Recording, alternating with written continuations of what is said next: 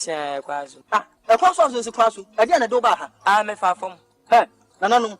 Obama nananum go from Betty. I go so to some as me far from my baby. No man was again. I do be here. Nana. Did he come what's nasi? DL News.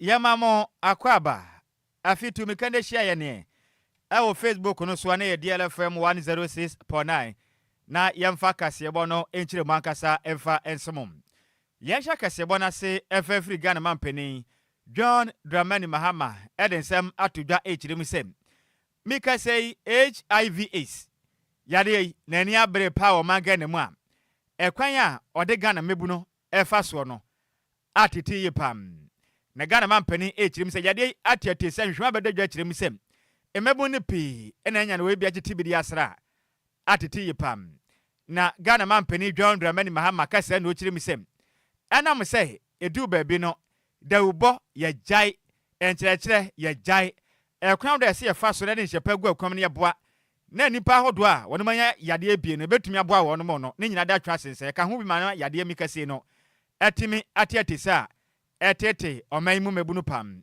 na de enta Ghana mampene decide to dwa eni nyina ne sem Ghana AIDS Commission for the Nkata Bonten ebe kire esem enfim pimienu ni aduonu 9 2024 report aba bonten e kire mu sem enipa mako empim dunum ahamienu ene aduonu aduokran me kire 15,290 na mu nyina da etimi enya HIV/AIDS ni bia ahadwenye panamu kire mu sem empem mako eye enan ahankron ene ade wotwenson eye mema 4,987 eye mema ene mu mako du baako ahamienu ne ade wotwenkron 11,289 eye ma ena wono ma mfia no be yese edunum ekono mfia be edunum ekono manya sanya de wi apa na se nyadewa no ema ne de na mu kyese be ya miensempo ema ne nya baako kyese ma na tete asra okurum hanom a enya sem kuma kram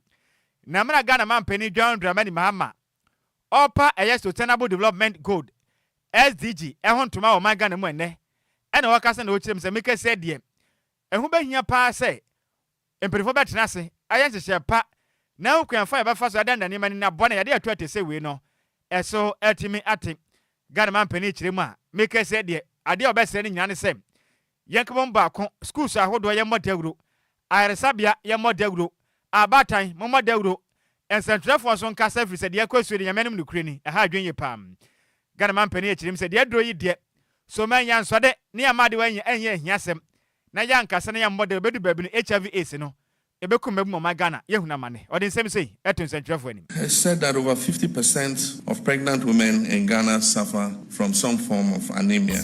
And so this is a direct reflection of poor nutrition, inequality, and inadequate health education. Addressing this is not a choice, it is a necessity for our mother and children's future. We're also alarmed by the rising HIV rates, especially amongst our young people. This points to a failure in communications, stigma, and limited access to sexual health education. We need a bold youth-led national conversation on prevention supported by our schools, by our health workers, our parents, and the media. Prevention is essential, but empowerment is the key.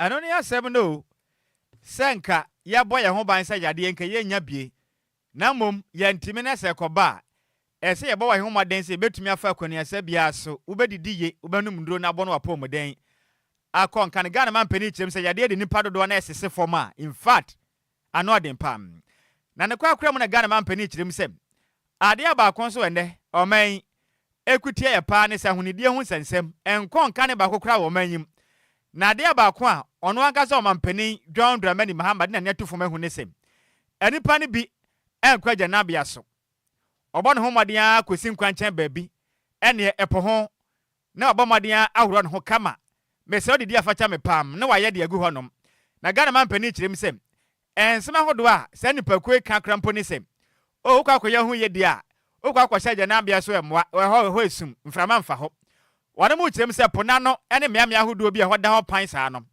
air condition bi e bo ho no obo modern a yes ana mframa no fa oto ho in fact akono pam Ghana man pani kyerem se nye suban boni ntia be ya mebunu no munya na sabe uja na wa bonte na mframa fa oto ho de wo man boni pam ye mamade se sisi de mo ho modern say efie wura betime de Janambia hyem sa anya sa ma no ehunidi ehusem enkonkane. It is unacceptable that in 2025, open defecation persists in parts of Ghana. This is not just a public health issue, it is a matter of dignity and equity. Our sanitation crisis is not caused by lack of knowledge, but by gaps in investment, enforcement, and community engagement. We must move decisively to eradicate this scourge. And when you talk of enforcement, all the district assemblies have in their bylaws that you can't get a building permit unless you provide sanitation and toilet facilities in the building. So how come people have to go out to, what do they call it, free range, you know? And the most disturbing thing is some people say they enjoy free range better because you get some air conditioning at your rear end. And so the district assemblies must enforce their bylaws. Nobody should be able to build without sanitation. The most disturbing thing is some people say they enjoy free range better. The most disturbing thing is some people say they enjoy free range better because you get some air conditioning at your rear end. And so the district assemblies must enforce their bylaws. Nobody should be able to build without sanitation facilities in the building. DLFM 0.9. Eni a woti ye e Ghana man pani John Dramani Mahama ana o kyerem so bitumi kwatena epo ho abonten na o gya ne nan o se ho de mframa na eboness ne air condition e fa ne to ho saa na mana hoden soronko na obo ne ho moden a ase Ghana mountain so me ho fa sifu mo tete mi o sika air condition cry. In fact, Ghana man penny or a guy, Pais on Bibiao. No, say Ghana. A true power and crow crowd on a bempunana. Could James down Aquawe. Now come me, I hold one upon one. Massa, me one for one and quite Janambia Zoo. There be. And some Knusa. So once I no breeze never honum no. I ain't dead. There's Anamoya, no one of the Fakwa, any Enquiries, and you. See Nanny. Me wa fa sifu e mu ni suman ba air condition sika yanko yanim yantu akase ebone so na na akua a free year o na ejina sem na hyebedwani e de man pipi amanyoko no e wa blekuma not ebo modern e de application e de call high court sane e be yan ko bebo ne ho modern no ma agya e ya bato mo sato e de ayi na hyebedwani bio e wa 19 police station no na ya de court e de abeto dwa HMS application ya de say no omapo nanka e ya bato no omo de akwhye kita on sabosome no ne de to so e ye dubaako e won fimpi mienu ni aduonu num nimu na e ye electoral commission for HM anka e ye December bosom ne de to so e won fimpi mienu ni aduonu nan abato na omo to ye di ayi ma hyebedwani no na ka kita on sabosome ne de to so dubaako de na komato na komahu nipa odi nkunim e wa blekuma not na we na nipa ono tena asem ne so e justice Ali Baba Abature edi tudwa na ochemu se e ye bretuwa adesre ye omode bre ye die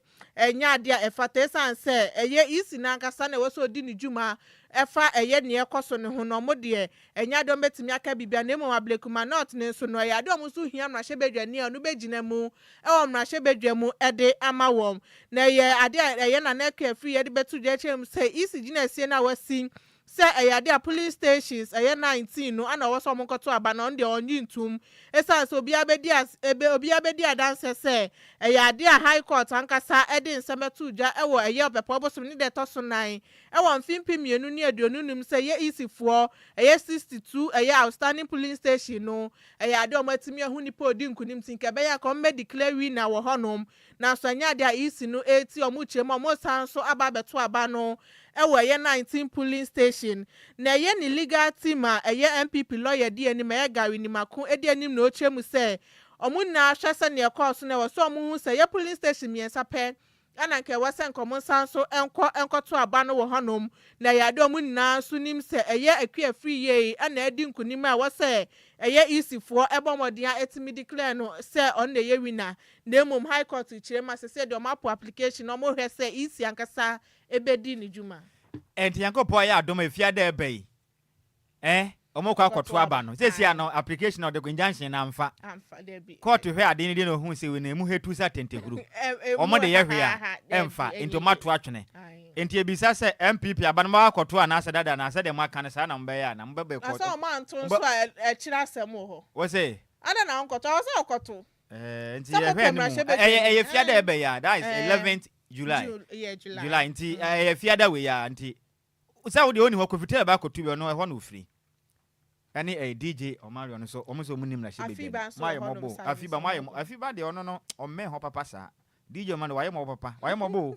when anim ne said ye away ye no pa no nsan ni ma shebe dwani ana tumi say infant nkonta no ayeden yanto aka se bon se mo mfa do ma Ghana ma shebe dwam na me ka say dom ko ma shebe dwam e de sombo e de abo aban a ote abanwa suei ana afin so afo no e na wo hwe o man Ghana ene amonone enkita hudie suom me wo fa se Samuel okujeto abrako no yama sebe dwende ma de hia wonom ewo no ton e kiremi sem wonom atabiri sika botene 1.2 million US ade kwa kwaye eye chip embedded biometric passport se Ghana fo nje na mas jomkuma no e kiremi sem sana montu a abanya twi ehu pa efiri se wonom kiremu a eye sa chip embedded passport no na nado danko akufu ado na penso openima bosome emfimpi mienu ye do ne mu na motena se ne kama mpoma Ghana mampani no kita bi enti eba ne se ne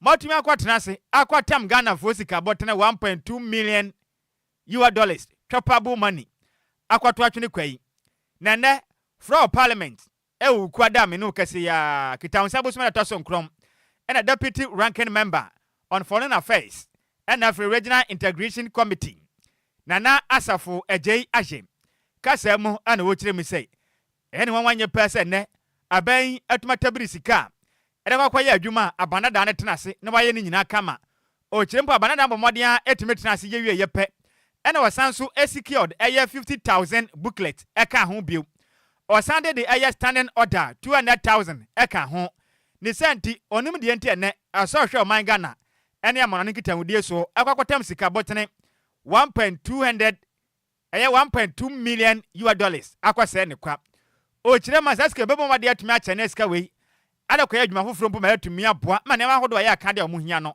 enkono sa atimi asoso ne kasa mu bio ene o kasa na o san akire mu sem yanka nche Samuel okujetu abrakwa ene aban a ote omaga na banwa sese yi sem ene wanye pa se ekodu baabi oman Ghana yen embassy wa Washington DC kutonima abusumnem ewa mfempe mienu ne de nunumu wa momaden tumu beye se nefua miensa omotu mu no eka oman Ghana boy no eye 38,000 US sika we ahwere oman yikwa ewo mla nipa makoma bebro beye oha ene dumienu 112 travelers no mbo modern emese wonom flight wo mantumi antu kwan adenti appointment makoma beye 437 ni nyina da amfa Ghana mana bokanti wo mamachirem ena fisika botna o mase no 1.2 million US no machirim entese no mbechi ayam e wo mavise sika o mase ne kwa no e ha adwen wo mayim. The first lap will be on the chip embedded passport program, an initiative fully conceived, contracted and financed by the previous Akufo-Addo-led administration after cabinet approved in August 2024. The outgoing government secured supplier credit, completed all testing and formally launched the project on 2nd December 2024, including procuring of 50,000 booklets and standing order of 200,000 more. You can reference this on the Ministry of Foreign Affairs press release. You can also look at the Ministry of Foreign Affairs contract CEP 2111. When the new minister staged a costly relaunch on the 28th April 2025, an event that alone cost the taxpayer $1.2 million US. It failed to increase printing capacity or paper supply. Within 8 weeks, the passport office was sitting on 32,467 unprinted applications. 68% of applicants had waited more than 8 weeks despite paying for 15 days express service. You can also get this on the Passport Office Situation Report, 20th June 2025. City News also did a survey, and then that was also on 25th June 2025. There's a video too that has been attached. Now, over 1.4 million times, this video I'm talking about was viewed over 1.4 million times, showing mothers missing scholarship deadlines and traders stranded without travel documents. The rail line solved nothing. It's merely a rebranded work that has already been done and diverted scarce resources away from service delivery. We are by this demanding the following. 1, that a public audit of passport programs, cost, supply chain, and backlog data within 14 days. 2, that a consular report detailing who authorized the Washington shutdown and what legal basis, and how affected citizens will be compensated. It's a compensation that we are mostly interested in. Anuachi ana masebe dwani edema adehia wonom ewo bosome efre ho oniminyamfo asafo Agyei Agyei echiremu am ade ba konso wadwene ho a esa atwa ne nsunu mu pa ne sem eye foreign affairs minister Samuel Okudzetu Abrakwa etimi atena omanyim ema ntokwa ekoso ewo Togo ema Ghana adehia bi asoma ye hye hodom a wonum mpo entumi mfa ne ma pangu akwam ema Ghana adehia etumi ma omanyim Ojiremi se emla COVID-19 si omanyim yi empia manyo kunu bon ho moden ede nhyepa gu akwam ema Ghana adehia bi amono ne eho to mo ye pa ntia ba ne se nenne Togo twetwe pon awe tokwa ekoso ne yade a enti Samuel Okudzetu Abrakwa wontumi hyehye ne ma ma Ghana adehia ho to won ma ba ne sa na eso mana motimu no de munim eyesikade ba oman puntuo no oman ne da ache de mani nkɔ ho kra. Between 8th to 20th June 2025, there was protest in Lome and Kara, which was met with live ammunitions, mass arrests, and at least 34 torture allegations. Amnesty International reported this in their briefings. With an estimated 5,000 Ghanaian residents in Togo, Ghana Embassy voluntary registration portal will also have this. Past practice would have seen an advisory issued within 14 days. That was done in 2017 when similar issues was happening. Within 14 days, we have issued a travel advisory policy. This time, the ministry merely said it was monitoring the situation. No hotline open to Ghanaians in Togo, no evacuation plan. By that time, our neighbors in Nigeria, Cote d'Ivoire, even the United States had all warned their citizens. Ghanaians' families were still searching for official website for guidance after the website was lastly updated in February. These episodes expose the alarming pattern of an incompetent, inexperienced foreign minister who does not understand diplomacy and too often governs by emotions and headlines, DLFM rather than evidence or 106.9. counsel, enabled by the Mahama-led administration incapable of the steady internal scrutiny that protects citizens and safeguard the interest of the state's credibility. Any awuti a deputy ranking member on the Foreign Affairs and Regional Integration Committee of Masibetwem, Neden Edin. Oniminyamfo Nana Asafo Agyei Agyei. Ono aya Masibetweni Edema Adeshia, wanom ewo bosome freho ewa sante mantenim. Yanto akase bone so e na kwase ade ye etwa mu eye kita on sabosom ne de tosu nsia e mfimpi mienu ene aduonunum na kronobo bi ekoso e wo ye ka sori ni bakwantempo ne so a eye akronfo ya eye Bello on edi omani Mohammed Bello on eye akronfo ni pani a emum nan so eka ne ho mba omode adija ede to eye Toyota car yi ma emu eye passengers 9 de omu pra mu adin ye papa na ekoso be ye 12:30 am ahomachen amubo omode atimi ko wi a eye driver for na passengers for ye omuchi a police for chi Bello yi na chese sika won ho eye 3,740 Ghana cedis. Samsung phones eye mienu, Tecno Spark 20 ana Itel keypad ne so ba ko power bank ana baby so purse enso eka ho Samsung ana cigarette enso ekita no ana wristwatch eye headset any phone charger enso eka ho a eye sandals enso timi ewie bi na omo prepare ne don ba omodin a e de omo kwa ya sabeta ne be ya ombetimi akogye ayarehwe. Na we na ye ka so fan ko security court abomodian e de eye Mohammed Bello yi se onko no nkodam mfirihia na aduonu num no nkoye adwumaden esan sekro no boy oboye de enya de a etwa ye kura na bello eye officers omo free Gomua East District Police Command ana ebo omodin a etimi ekoche no mo che na kopese onwane se ne nipa na ya oka no ho no ebo omodin adwane ye na emom bello ni de omutimi eche no etimi transfer no ede ne ko Central East Regional Police Command honom ebo ne sobo amasise yabu ne fo a yesu onkodemu 25 years na onkoye adwumaden ewo honom na police fo ochema ya de ombomode aye hwehwemu etimi akoso se ne be ya nipa na ya na eka ne ho no ombetimi achewo yanto akase abon se denko pie mu ewa Asante Matenim na meka sei oma ye timui in fact edu ba bia na nkonta atubentum efiri sei ene awokwa amanfo adam a asotro pa ekwoso amanfo asum no esene Pentecost asodam motwene enya simkuma ne obatiane se na pa batiane se na ta sa na ekwoso sa ene asotro bosam na ne kwasi boni beka ne se gender based violence ekwoso o manima etete pam ne no the senti domestic violence and support victim support unit yetwanity a eka ne se dovstu aka ne yefra ne se wadwu wa Ghana hanom eka ma Ghana posifo dwumade omudie hom ade ne fu amaako aduasa 30 days ade so ma busumi we mu a wanom bontoa kasa kire Ghana fo se monkasa o monkasa moma o manyim yante monka mo ayesibra mo yatete mo yetete mo ayesre monkasa na monte monka na ento a mobo na mu kire mu se ehyase kitansa busuma ye wo mi ne da na taso mienu enfempe mienu ne ade aduonu numu no mba toso abadwumaden sa akopem busuma ye mu de toso aduasa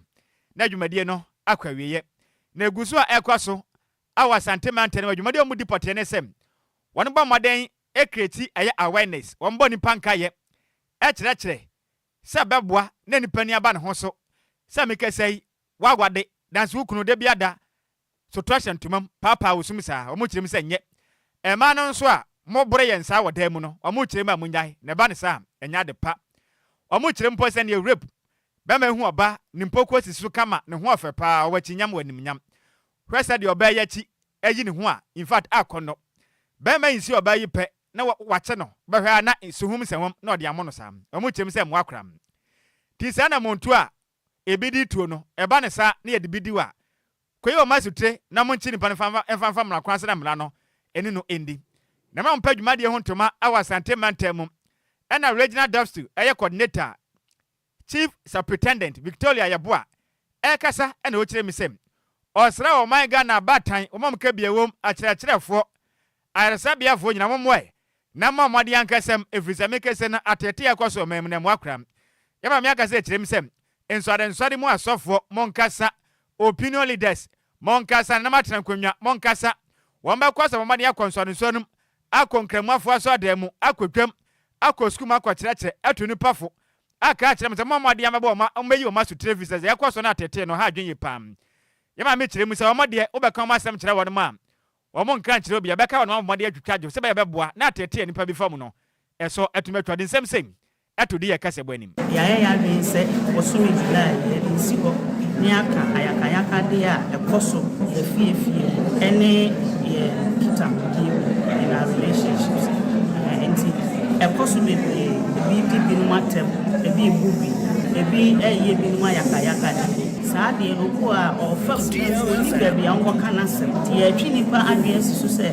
ye wokuo bi a ye friend dofsu a kan na ye friend wadwo ewo ho a se bibi hawa we oba we ye bema we apara tani a wotie bia no kwado so a ye betie na emo a wase ye de bo a woni akwankire wase ye de mo a na ye de ama nti biti a wom no ne ye no busumi eno afen so no wo dofsu no ye ntamfa ye nsam empia bontin bebre nti sa bibi hawa na obeka ensuro se bi kokan e bia ye de koto ana obi a beti debi ye wo bibia ye friend privacy and confidentiality asodie se asem na woni ye kan enka ye no pe entem over the years ye hia atitiro ni panifo na obi asem ha ye ma obi nti nea ɛkɔ so obibi a yɛfrɛ no privacy and confidentiality ɛyɛ yɛasodie sɛ asɛm no a wo ne yɛn ka no ɛnka yɛ no pɛ ntɛm nti over the years yɛhyiahyia atitiro ne mpanimfoɔ ne obiara asɛm ha no yɛmma obi nte nea ɛkɔ so nti wobɛka mmoa bi a ɛwɔ sɛ nsaka no yɛbɛhwɛ sɛ wo nsa bɛka na yɛmma obi nso ɛnte saa ne yɛduma no ɛteɛ ai yɛmma obi nso ɛnte da ɛbɛka yɛ no nkutoo ntam na ɛne a wotako pie mo awa Asante Mountain mo no no yɛ Ashanti Regional Dopsu Coordinator ne den the Chief Superintendent Victoria Yepoam na mane boy yɛnsɛm twerɛ ni Samuel Ofoli Boaten ɛne difri Asante Mountain ɛbɛsom yɛn nyina wesu na yɛnkenka madwen kyerɛ ni bi na yɛmfa ɛnsom wei efri piaga pɛno kyem sɛ kasebene mu ade pa na de aka na ɔde ka ho ne de senior mentumi nkan meda same wesu free minister Chiramantin or Chem say good evening, Nhyiraba. Your news is loud and clear.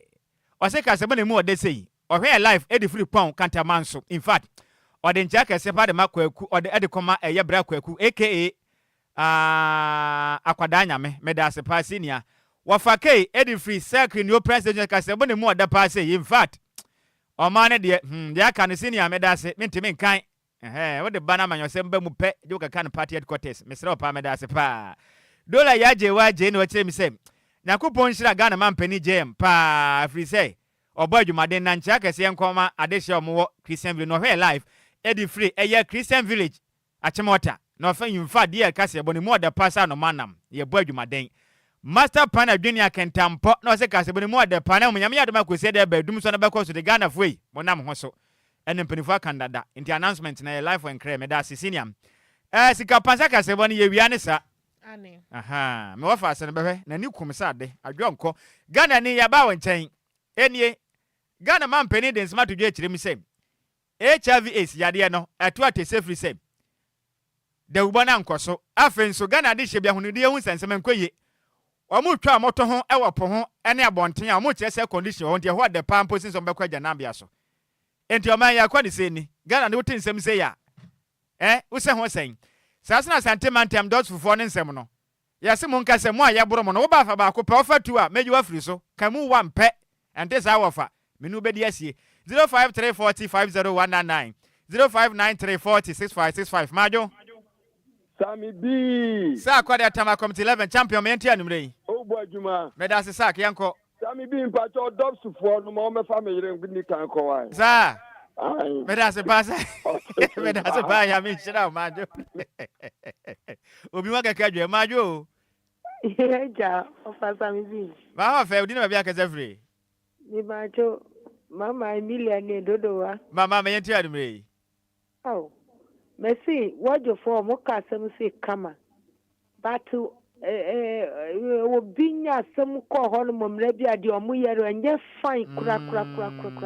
Nipa na mudi ne boni kura mabe so swa nipa ne so ti say anipa no wa e basa aka kitikiti no anu moduru kafra mate entimo de amon kasem gakra nkrebe ye why majo na kwanso kwanso a eske dodo a mayentio meso kaka meso madwene se omo aye bo mo dem ni san cheche ne ka ekosu yi anke ye pa infinifo ni sa na ba do mo fomo ne nsifu me bia ba oba bia mo pen on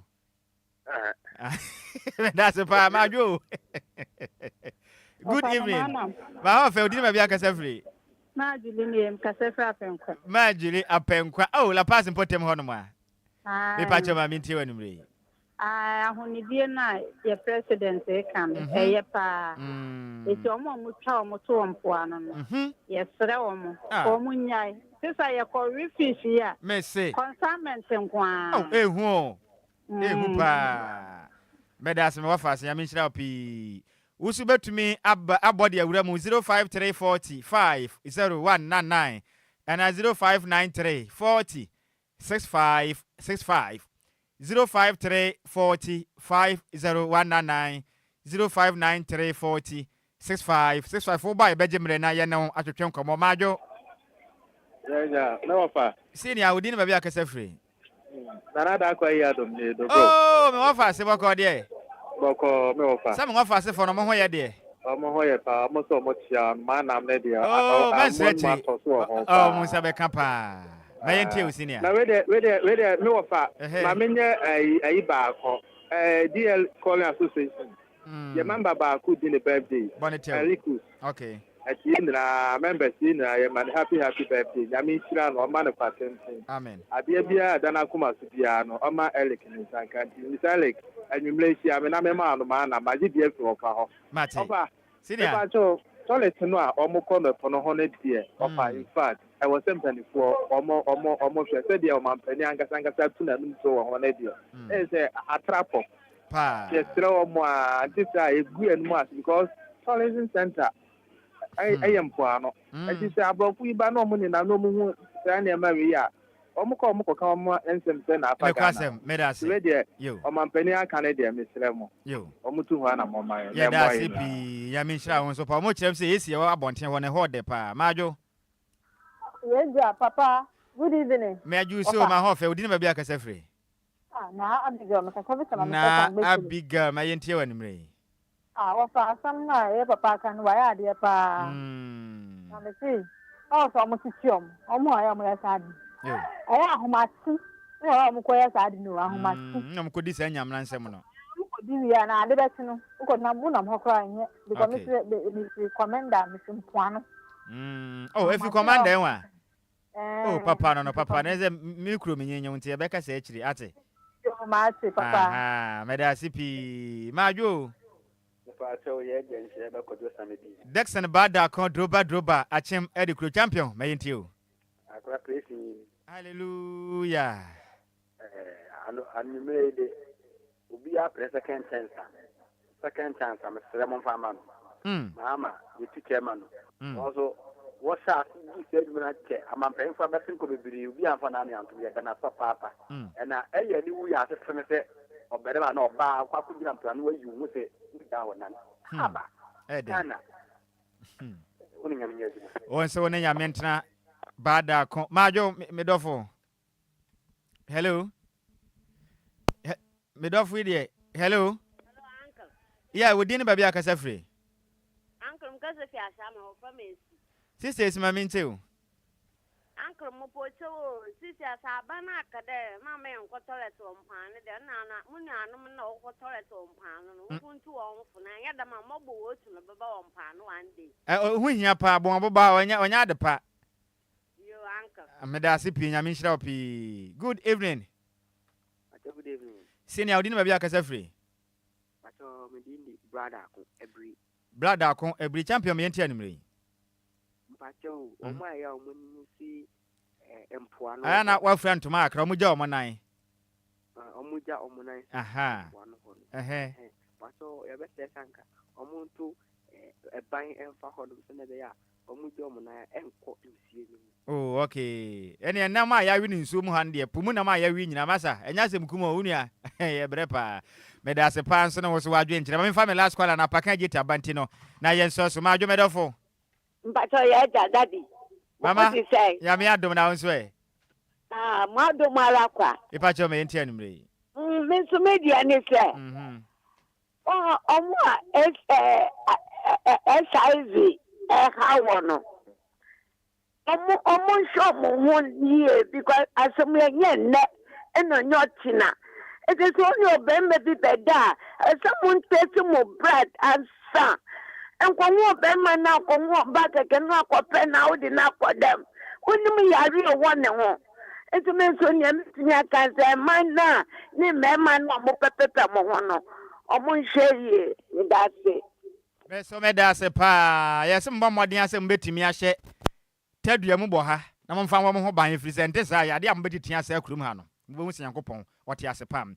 Cassia Bonnie, yet, see, a musa move for a year, and home fedia.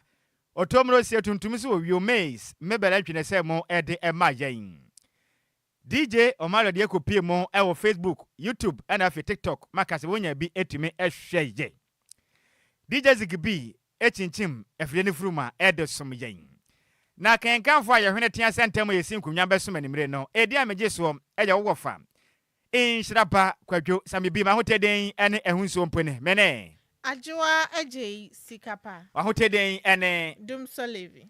Yakwe na medenchi akese ede ma comfort tay wo dansoma na wabia tumpa in fact ka kira won call for ne se me che wo nyina nimre we nyame hira mo pam enti ye ko ma Apakan gita tena se na aba no ade oba be ye nie DL Power Sports on DLFM 106.9. Ya ma nyina monitor adehye. I think time changes in all, and this we are talking about 3 decades. So whatever it is, we shouldn't look back. We should just look forward and work very hard to achieve whatever we want to achieve. What it takes to be a great football team or a great football nation is to work hard and put your house into order and make sure that you get results. And that is all that it takes to be a good team in all over the world. Put your house together. I think time changes in all, and this we are talking about 3 decades. So whatever it is, we shouldn't look back. We should just look forward and work very hard to achieve whatever we want to achieve. What it takes to be a great football team or a great football nation is to work hard and put your house into order and make sure that you get results. And that is all that it takes to be a good team in all over the world. Put your house together. Sara yanku popeno. De na yanku po atro se be ho no ene be ho. Enti yeda yanku po ase. And some mistakes na ba in our players side na. Omutumi equalize no. Inshallah bro ni se mintu mo ase. Obehwe na wasiye no mabi. Baby, what the direction of Kife's here? Direction, man. Yen Ediko. Ediko, we never cover Obiaba, never high diamond. Now, Mitianica. Kind of you are journalists, some of you, I think you are doing like you don't go to school. Direction, man. I'm taking Confessor to a good direction. We thank God. We didn't lose in our home today. 4 matches, 1 point. Alhamdulillah. You are taking yourself for bad direction, action, bad culture.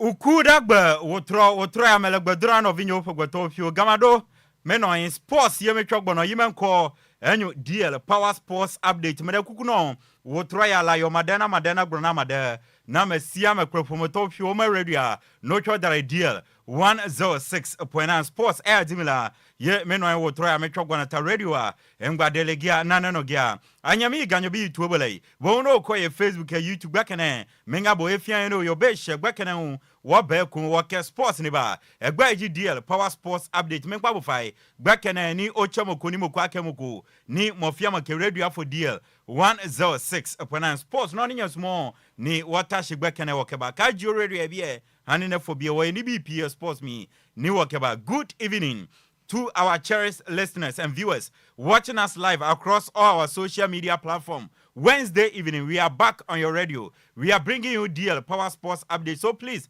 don't hesitate to call a friend to tell a friend that Wednesday evening edition of DL Power Sports update is airborne live now on DL 106.9 busia mamenyina we so na obu ahonrasie eni didie kwan so na nwumre bibia obia mema adwo ema akwa abakesepa emfamra nkampumpuni mantemene Ghana ajatum kasafidie kese ba akopesu DL ohani nsia echiripo enkron ene ukuada nwumre redu se efiti anopa besi awie ni nwumre aguri wonseba wodo a etwetwago aya akwa kopedia masemufo wagibra tenase wawu so asone so kroji ntebani nyina waye fimni akedi osie modu otiefo di tie sa wote ohwefo di hwe sa ohwe na yen okafo nso no emre wi edu se yetena se ne yebedwudwam ede ema ya guri wonsem a edi adanadane di adencheche bumfumpa ewo Ghana bibrem ne broni kro so ya to din DL Power Sports Update abusia ya tasen samna boa no ya bone bede ya be sanimu ede egu fam de amount ba bibia wo bia tami kuchu na guri wonsem papa ya de eba besomo na abusia tenase abribia wonim se eye Lumba nsupada Roma ana omuso ya asema yede nsam ne ba enti na nwumre kame ho ne yemfa seda kese aseda chenchirenche aseda esha hinche emfama Lumba nsupa ebusia Lumba nsupa yensu abadwama nso emute emode kama Food and Drugs Authority aye nhwehwema jatum se ne obepiem o Ghana na opensu de na gina na so na ye numero 1 number 1 eno ani Lumba nsupa na ni gesamne se Lumba nsupa no ya wane bottle ne ya wane sachet enti ne opebia no obetumi anya no wanonom enti nsu aye no de eno ani Lumba nsupa fiefie mu momfa bi nche fridges no mu na mononom uni fridge kra de ogia se ye bottle na sachet factory da no kona ho emu be chele no watumi abobo na bibia e kama nkola ne kosku a bottle water no momfa nhye omo bag mu no momfa nko dwumadie bia wodi bia nfa so mo hoho e wase ena nu achi nso no mo amotonton so Lumba nsupa na monton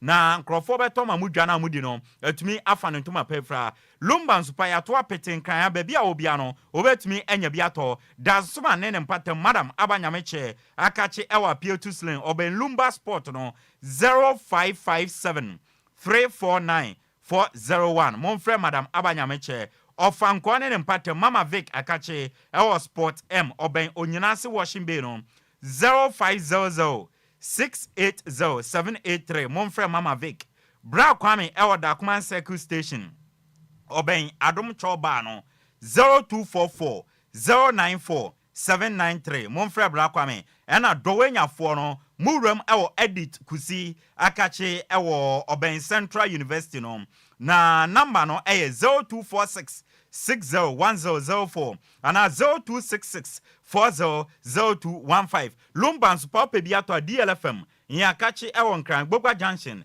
Yane Wisconsin International University NID anihwe Boran ya kachi oba woso hwe receptionist una kachi nso ope Lumba nsupa biato both bottle ene sasho bega de onu wanya biato ope biato de udwuma bia numbers ni frɛ na place wo order no 0555 0 no wabo 5 miensa de atoa so 27 47 57 0555 0 now the 5 miensa the account no wabo 274757 ana 0577 47 53 43 0577 47 53 43 Lumba nsupada Roma enanyumre wasoa yen yen asia gongon DL Power Sports Update ukuada nyumre de ya tenase yede ba sida kase nkoma kwame afun ba bibia obia ena nyumre okan yede nsam ne ba DJ Omarion Facebook and YouTube ode yan Adwoa Tafa DLFM 106 pona kwa obenya bia hwe ebusia me ametia kunya kasie mo eba be pro ensam no de agu fam de ama no edi ameje so no ayensu ano de hye Apakan GH the Blessed King yentie we ba yebesi family atuja na nwumre e de agudie mu nsam de asomo Apakan GH we de nyansa de wadiawo wo interview wo kasai wa hu brase wo radio mu kire se wo yo pabe ne wo radio mu ampa enti kaja group abusian yensi family na nwumre yantuja emfa agudie mu nsam no emfa ensomo de yen hyase emfa mfi Ghana mlante esi akan ewa manone na me kire se ye hyase ede afie ndie mu Ghana ye wia ne ade broni cross de no ede atoa so ewa manone ede amade abusia yen hyase emfa mfi boboku a ye fa ne Tottenham Hotspur akache na me confirm de ama authoritatively no boboku a fa Tottenham Hotspur ombo awo English Premier League no omane another English Premier League team a ye from West Ham United arrange agreement na boboku a fa Tottenham Hotspur tua sikabotene a 55 million pounds ede amaboboku a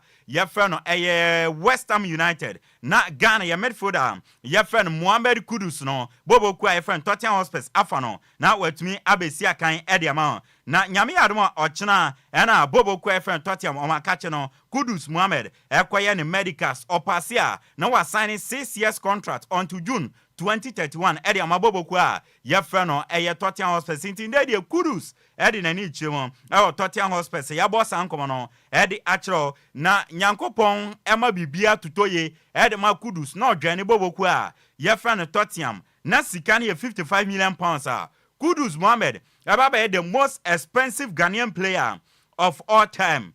Na say na Tiana Thomas Tepate and a record Nikitan from Atletico Madrid to Arsenal 50 million pounds and the Kudus at Tebri from West Ham to Tottenham edi akọ 55 million pounds and so yede I want some edi atu anima enya asam ketwa uram our French Ligana nansia and amede betu anim se boboku a ye friend Olympic Lyon ye Dimotium French Football Federation edi o mako French League 2 num adaya omode de ka omuntumintua na mom no omokoye appeal no omokoye no omadi nkunim ntime no kase boboku a ye friend eye Olympic Lyon next season ombetumi abo eye French League no be anam so santino Ghanaian player ye friend NS Nhyiraba no next season ojinamo pampen our French League ma obetumi abo a ye de awonsam ede asomo nansia na Ghanaian player ye friend Christopher Bonsuba etumi make a move from Belgium League no boboku a ye friend KRC Gang omakache ede na ni chiremu Saudi Arabia Pro League num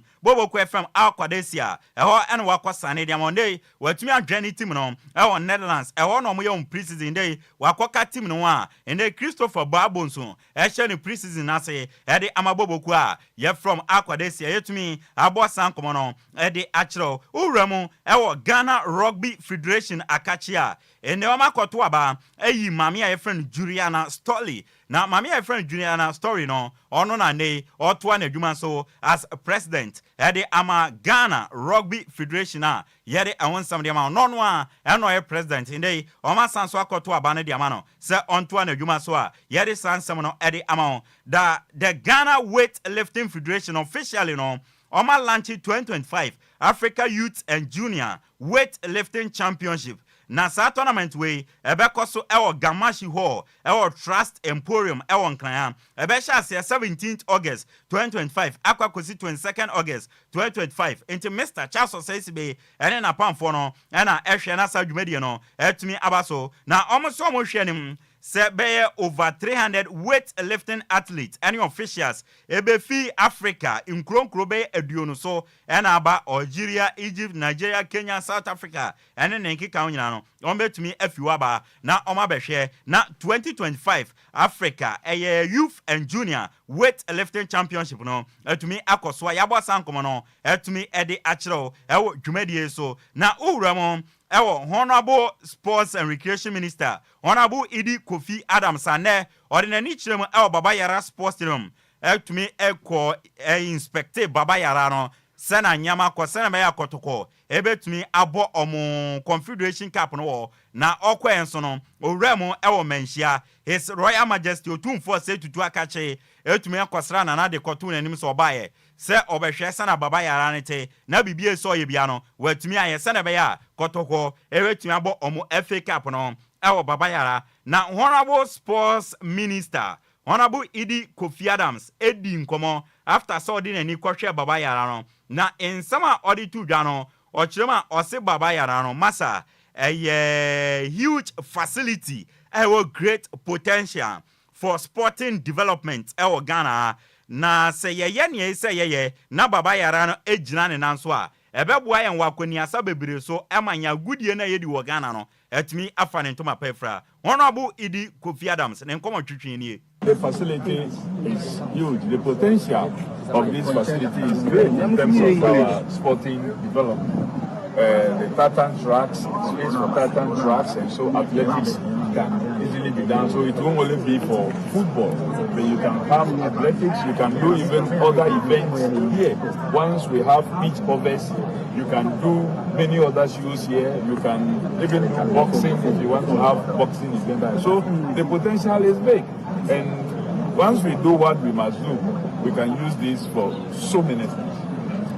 Honorable Idi Kofi Adams, Sports and Recreation Minister. And ordinary chem Kumase Baba Yara Sports Stadium. Okoye inspection. Share the state of the facility in commodity to ga and yede asomono. Yemfiwa yemfi yeninchemon. Heart of folk legend. Alhaji Muhammad Ahmed Polo nakache na osi Ghana football no esini tiase achia na momo sana mpenefo kan achia emuye na momo no se yantoto nyama ye na Ghana football chia na ebu a ebe edense yebetumi asa maso edi egina obiam adan a osi talent ye wo Ghana no yentumi ma mo right technical direction enti ama mo sore a na nkrofo nkro so eho na omudi omani kire enti yantoto nyama na Ghana football na ejigu a se besa sori biem no eho be edin na ebe ye yiri ye papa ede ama Ghana football baby achia and movie achia and the way achia no ebe dutam bia to me sebua to me because the talent that we have now, we are not giving them the right direction, technical direction, and what we have to see some qualities coming, and those qualities that we are seeing, they are average. The average quality because that quality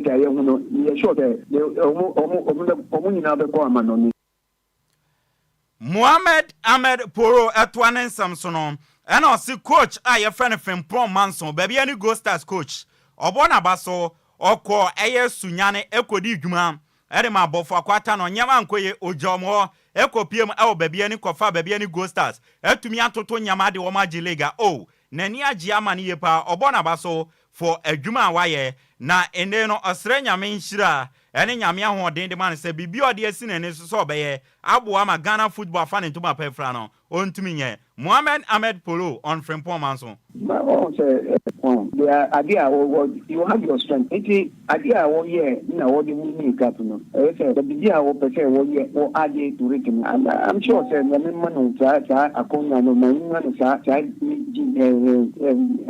GDN no any no that one and more than because why and I'm happy for him. The guy it was with the humanity there and Muhammad Ahmed Polo a legend at my heart of folk bobokono ana waten kan dankwe enso ye legend at my team my friend has of focus has a chita for dano kwesiada e wo musa mobe bosha agopramane so bill ema mobe tight team na chisen ko mo ninkunim na president cap omonje mfiko to konsem emfama mo na so fofia ntwata ama no adwale abamo awi achi no na kotoko atwime kodi asra ha so akam no omatimu ba akokotoko ojugu babai omudi kuruwa na akopiem ewokuma ase na momo no ha supporters say mama momwa mwabemu mu sena kwasiara no mobeta team na achi no monko so anta team na achi na ogiri ese next season no nyama befa edi amatimu no players nso ampenfo ebe todi abatimu no montai players na achi ne sanse has no ne kotoko no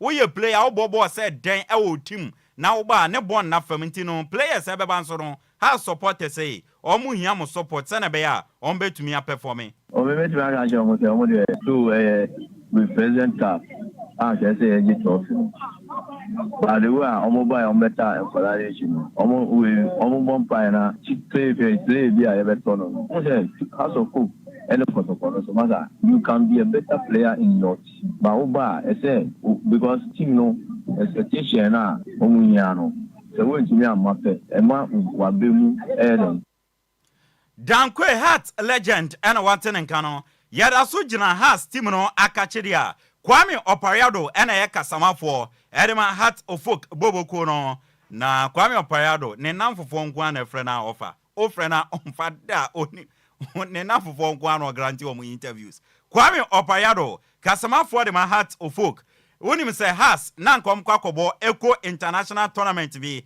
ewo Nigeria nanso ome pulli out a omo nkobo biem na Kwame Opariado say ni enti ome pulli out a Eco International Tournament no omo nkobo ni say players no omo hia mandatory rest period na FIFA ekan GFM so kan enti no na say omo ma players na gi o ma home o ka so okobo sa tournament no wo Nigeria da be na obeba abebo top 4 ni ade ma players ne bebre enti na Omama players in Kwome, Omon Cosa tournament. No. We've been doing football for some time now. When you say football, there's a mandatory rest period after every season. And so that you start your pre-season. Also, football club World Cup competition, when they get back to their clubs. That's a club now starting or more pre-season that they are giving some amount of free day and that's a rest period they get before they join. It's a mandatory period for FIFA. Be assured, sir, everybody ready. When the FA also indicated that we have a particular free period, not we as in House of Folk, but mean the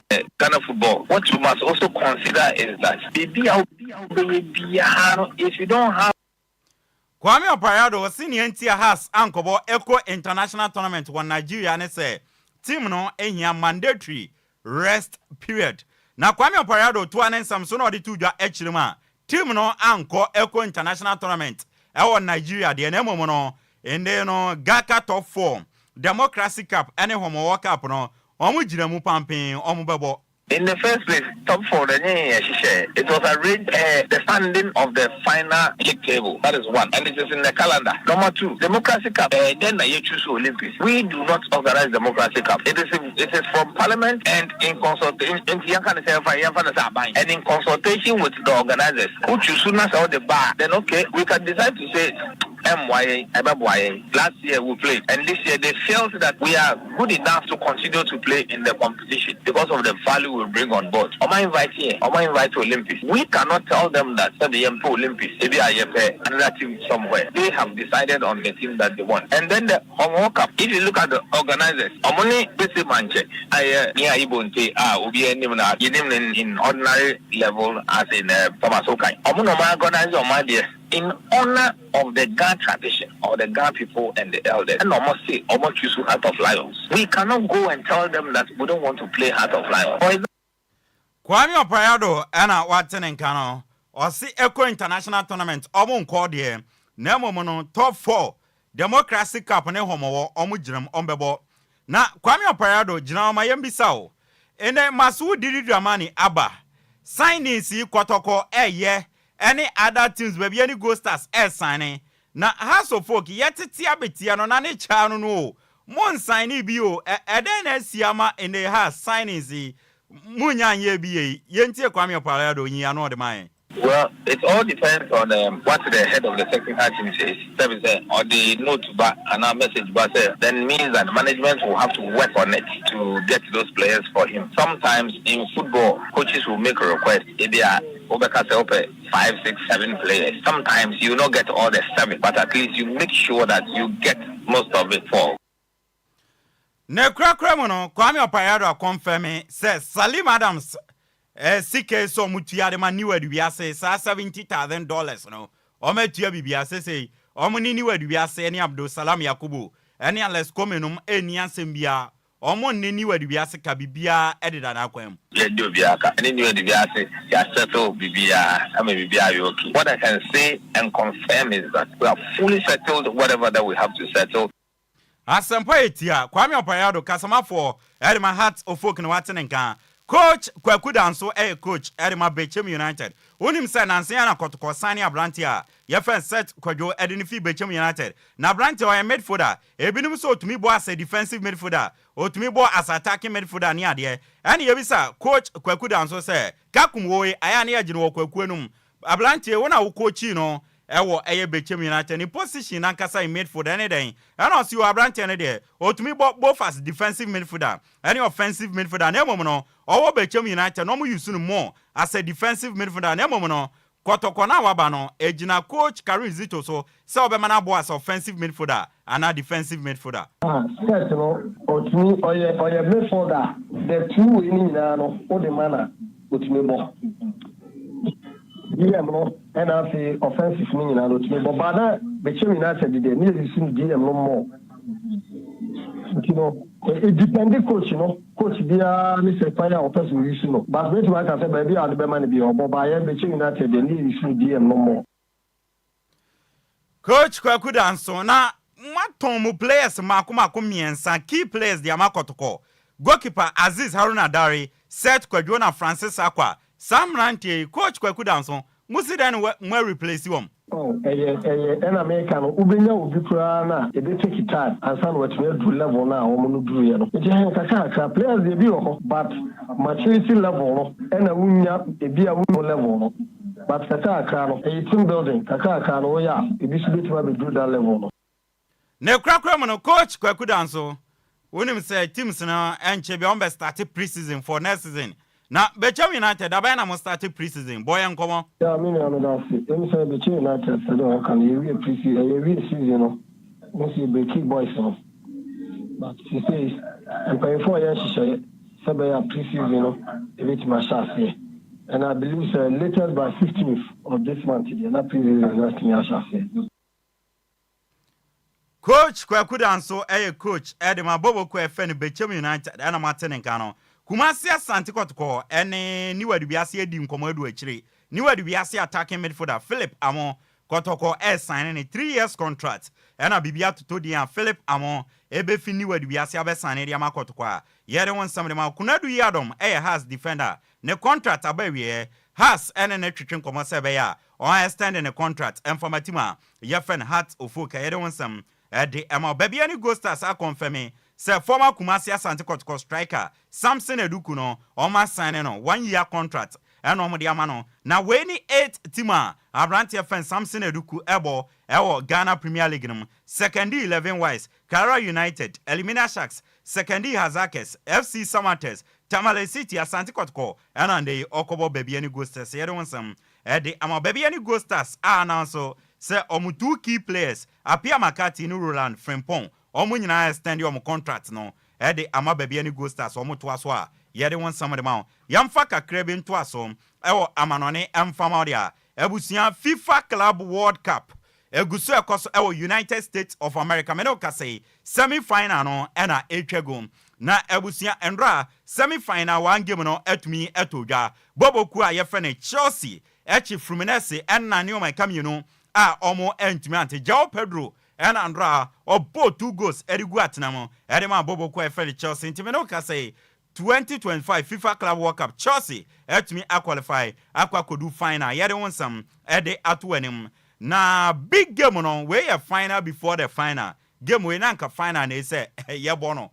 Paris Saint-Germain, Omufi, France, Omone Real Madrid, and Nenumere, Omode Babe Yantam, so Menoka say 2 teams in Obia Bon Empire Wienia, their referee no. Eba be bona bemo ama ye de akensie no atumi ahye so Paris Saint-Germain and Bobo Kwa ye fe no Real Madrid na edi ebo ani a big game by all standard ye de awon samde ma wa wo be hye no na ukohia Bobo Kwa ye fe no Chelsea ewo final ye atumi edi sankomo no edi amawa enye asam keto akra wo ntino PSG and Real Madrid na anwumre omode ball result no ne ebe bia no nyame yadom no chena yeba yebetumi ede aba na yede abesum wo a enye asem keto akra Mohamed Kudus sana America no ofibo boku a yefre no West Ham oko Tottenham na Tottenham for to 55 million pounds and the ama West Ham na Kudus abesani 6 years contract ede amaboboku a yefre no West Ham United until June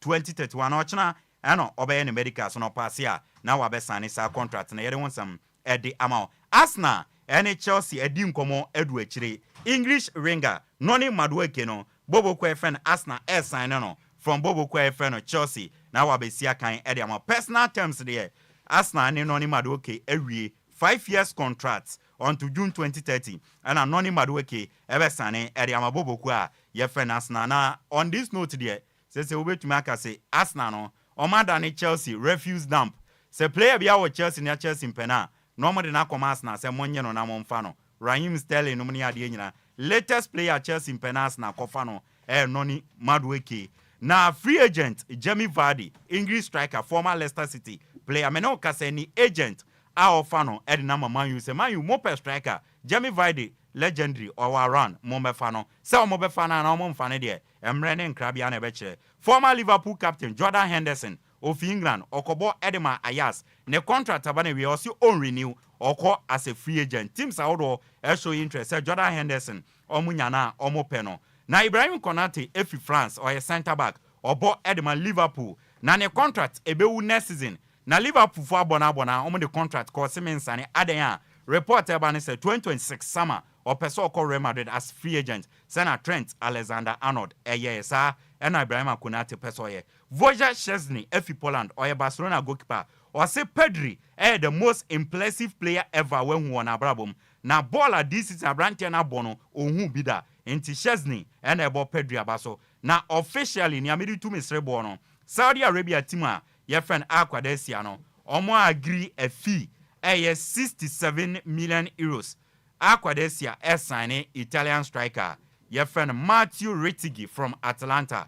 No akwa born ball Eddie Amom. Na obe sign a long-term contract. Na ketu ana anoji wa Atalanta no. 2.3 million euros. Oma times by 6. 13.8 million euros. Eno kwaje. Saudi Arabia for esa mo yana mubi be radio station. Number to top presenters figure na scam tutugu market ready. Eyehu. Enti Matteo Rettigi ko Akwadesia from Atalanta. Yenyina so na yemfancy na yenko.